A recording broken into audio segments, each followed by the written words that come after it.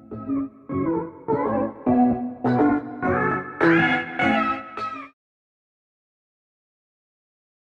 दोस्तों, मेरे चैनल पर आप सभी का बहुत बहुत स्वागत है। आज नए विषय के साथ आप लोगों से जुड़ती हूँ और मेरे इस वीडियो का विषय है आज अच्छे समालोचक के गुण। क्योंकि एमए की परीक्षा में भी और बीए के में भी समालोचना का सिद्धांत कोर्स में चल रहा है। तो आइए आज शुरुआत करते हैं अच्छे समालोचक के गुण के रूप।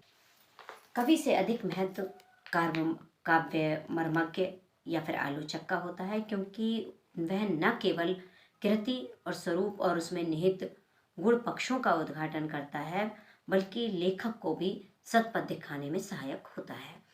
तो सबसे पहला उसका गुण होता है सहृदयता। भावुक हृदय संवेदनशील व्यक्ति ही यदि कभी हो सकता है, तो आलोचक के लिए भी सहृदय और संवेदनशील होना आवश्यक होता है। उसमें सहृदयता और रसज्ञता प्रचुर मात्रा में रहती है। यद्यपि अभिव्यक्ति के क्षेत्र में वह सृजन कला से समृद्ध नहीं होता, लेकिन सृजन प्रक्रिया से उसका अच्छा परिचय होता है। इसलिए कहा जाता है कि सहृदयता आलोचक का एक महत्वपूर्ण गुण है। दूसरा गुण उसका होता है भावेत्री प्रतिभा से संपन्नता, यानी श्रेष्ठ आलोचक भावना शक्ति से संपन्न होता है, जिसके बल पर रचनाकार तथा रचना विशेष की भावभूमि, उसकी पृष्ठभूमि, कलात्मक सौंदर्य का सम्यक और भावन चित्रण करने में समर्थ होता है।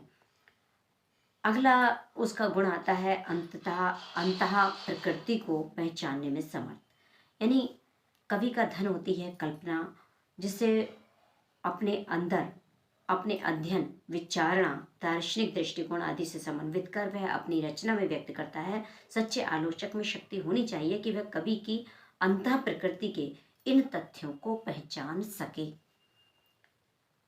अगला गुण आता है तटस्थता। आलोचक कृति विशेष का अध्ययन कर कर रसास्वादन करता है, साथ ही पूर्ण निष्पक्षता एवं तटस्थता के साथ कृति की पूर्णता और अपूर्णता का विश्लेषण भी करता है। एक अन्य गुण है, महत्वपूर्ण गुण है विवेकशीलता।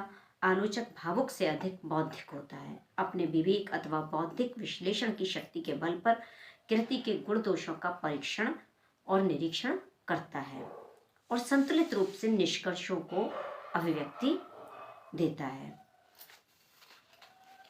कहते हैं कि जैसे निर्झीर विवेक को दूर करने की दृष्टि आलोचक में होती है। अगला गुण होता है निर्भीकता। आलोचक को निर्भीक होना चाहिए। मैत्री संबंधों एवं कठोर आलोचना से लेखक को बुरा मान जाने के भय से या प्रभावित होकर आलोचना नहीं लिखनी चाहिए। उसे बिल्कुल निर्भीकता के साथ में आलोचना लिखनी चाहिए। जो सत्य है उसी को उसमें उजागर करना चाहिए। अगला गुण आता है भावुकता। आलोचक को बहुत ज्ञान होना चाहिए। दर्शन, साहित्य, कला, संस्कृति, इतिहास, मनोविज्ञान, राजनीति आदि विविध विषयों का सम्यक रूप से ज्ञान उसको होना चाहिए। ज्ञान के विविध रूप और उसका गहन अनुभव व परिचय जितना होगा वो उतना ही अच्छा आलोचक बन सकेगा। यदि कवि और लेखक की तुलना में आलोचना का विशेष महत्व नहीं होता है, मगर फिर भी आलोचना और आलोचक का बहुत बड़ा महत्व है। आलोचकों ने अपने लुप्त प्राय होते काव्य मणियों के आलोक से साहित्य संसार को परिचित कराया है। यह आचार्य शुक्ल इसमें बहुत बड़े आलोचक के रूप में अपना अस्तित्व रखते हैं, जिन्होंने महाकवि जायसी को इतनी प्रतिष्ठा दिलाई। आज तो आलोचक का जो महत्व बढ़ गया है, वह आलोचना भी साहित्य की एक स्वतंत्र विधा ही बन गई है। हिंदी में आलोचकों का एक बड़ा वर्ग अब अस्तित्व में आने लगा है। तो इसीलिए कबीरदास ने भी, क्योंकि कहा हुआ था कबीरदास ने भी कि निंदक नियरे राखिए आंगन खुटी छवाए। तो जब हमारे पास में निंदक होंगे यानी आलोचक होंगे, तभी हम आगे बढ़ सकते हैं। उसी तरह से हमारा साहित्य है, हमारी साहित्य विधा है, हमारी काव्य विधा है। जब अगर आलोचक अच्छा है और उसमें ये सारे सर्वगुण संपन्न है, तो हिंदी का साहित्य आगे बढ़ता चला जाएगा। क्योंकि जो भी कवियाँ होंगी वो आलोचक अगर की गिनाएगा, तो हमारे साहित्य को सही दिशा और दृष्टि मिल पाएगी।